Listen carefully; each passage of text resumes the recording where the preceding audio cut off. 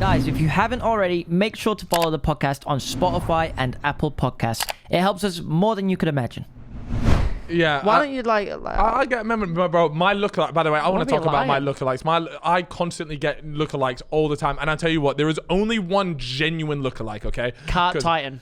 Bro, Attack on Titan. You know that one, bro. Look, I get all this up, but there is genuinely only one actual lookalike. Okay. Which one is it? And you guys can feel free to Google this, right? And it's the only one I've ever agreed with, and it is there's an ITV weatherman. Right, type in on Google Images, type in ITV weatherman, yeah, and there's probably a few different ones, but you'll know the one that looks just like me. Well, we can get Alex to bring it up on screen right now, and in fact, I'm so curious to see what this guy looks like. So when you poured these drinks out for us here, Alex, which by the way, today, guys, I'm drinking a vodka Fanta fruit twist. What a shout! Fanta fruit twist is delicious. Yeah. Well, this is the only thing we got in our fridge that wasn't lemonade at the moment. Yeah. But yeah, if you want to pull that up so I can have a look, I want to see Cal's lookalike.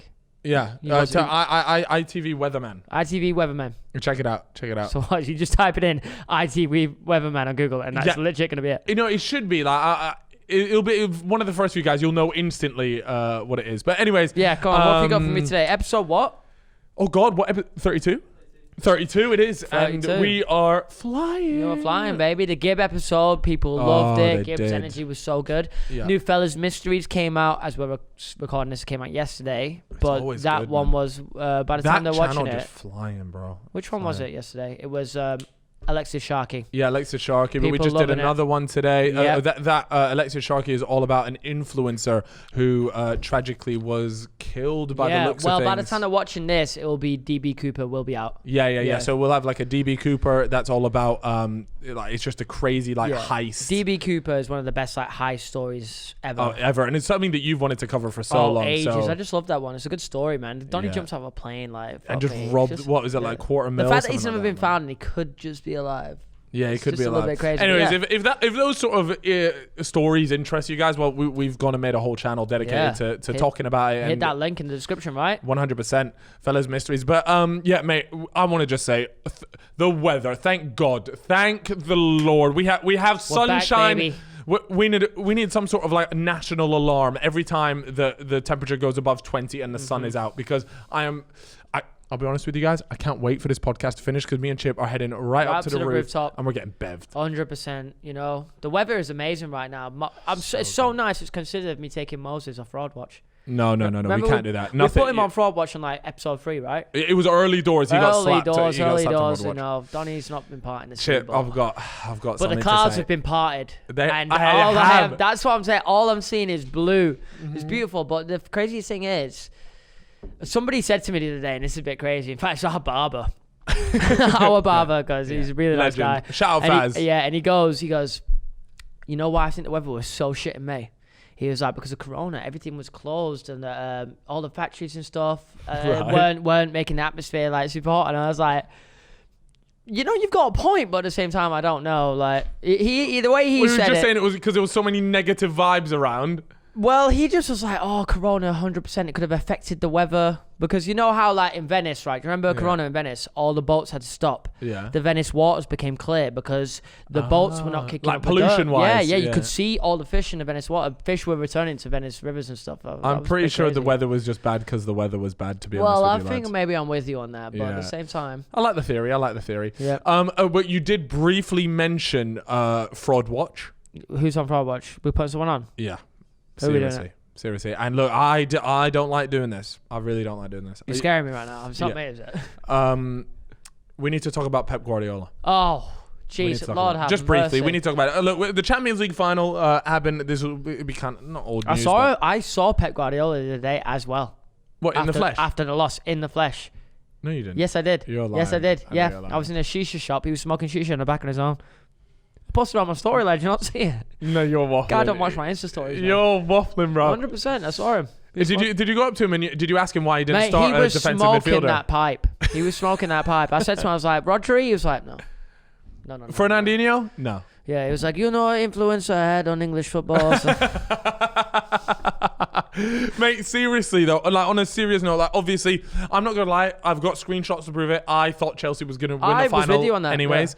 yeah. I know they were the underdogs, but really, like, even Man City fans, I think you guys will be the first to say, like, Pep got it wrong. Yeah. And ultimately, Chelsea were the better team on the night. Yeah, they were. They looked like they wanted it a bit more. Could have been 3-0 first half. If I don't know. Right. Weren't it? Yeah. That Foden chance was unreal as well. Rudiger with a big stop. Yep. Look, I got two big questions for Pep. One, why didn't you start a defensive midfielder? Whether that be Fernandinho or Rodri. And then second of all, look, I love Raheem Sterling, class guy. I just don't think he's in form enough. I don't think he should have started that game. Oh, mate, definitely not. Raheem Sterling, I've had a mare with him on FPL this season, so I knew he was not he was having a stinker. Yeah, he should just put Foden on the left. Yeah, I just don't, mate. He played the DM. A lot of people are saying he just completely overthought it. Like, he's tried to out-tactic Tuchel, and it's just he gone should have tits just up. stayed with his team that he knows works, the one that doesn't concede, but the one that still can attack. But you know what the properly. thing is? He'd lost to Chelsea twice this season already. He hasn't beat Chelsea. And so in his mind, he's thinking, lost to them just before, a few weeks before. Yeah, well. and in his mind, he's thinking, right, I need to do something a bit out there, something he's not going to expect. But ultimately, if you have no defensive midfielder to stop the pace of Werner, that team has quite a bit of pace, man. And Mount just fed an absolute beauty through to Havertz. Shout out Havertz, by the way. At first, a lot of people were putting him on Fraudwatch.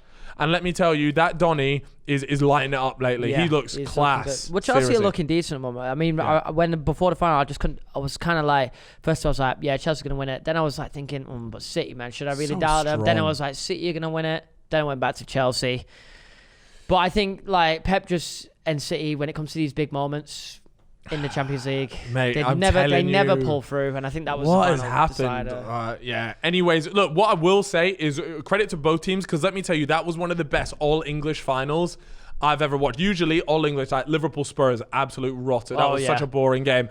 And just in general, like all English finals tend to be quite dull. But seriously, from the moment the whistle blew to the end, to the final whistle, it was an entertaining game. I'll tell you what was good. That fucking United Villarreal penalty shootout. Jesus Christ. Chip, could you your team, what happened? Could you? Well, imagine my pain. And first of all, I think if Maguire played that game, we win that game. Yeah. Second of all, the subs were awful. I think Ollie fucked the subs. Rashford probably shouldn't have even started. He had a bit of a howler that game. He's been carrying underlying injuries for a couple of months. I don't know what. I personally wouldn't have even started him. Or if I would have started him, he would have come off in the 60th. He started. You're seeing him. He looked pretty bad. It's one of his worst games. But instead, who did he take off? He took off Greenwood.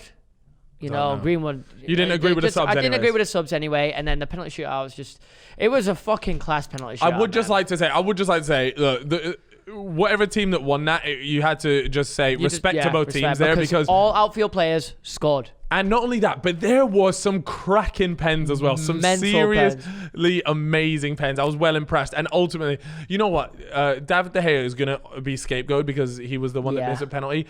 But at the same time, it's like, this is a keeper taking a pen, guys. Not only that, but obviously I'm a big De Gea fan, but I'm just saying here, he hasn't saved a penalty. The stat is something crazy like that. 30 plus penalties. The last 30 penalties hasn't saved. Whereas Dean Henderson, would Dean Henderson have saved one of those penalties? I think so. But at the end of the day, penalties, it does come down to a lot of chance. But De Gea did dive the right way on some of them. Just couldn't get the right hand to it. It was unfortunate. But anyway, we have discussed football a bit too much here, So, anyways, but what I'd like to say, it was a cracking week for finals, for European 100%. finals, and it was great. And Euros, June 13th. We're excited. Well, June 13th is England's first game June 11th against Croatia. Off, right? Yeah.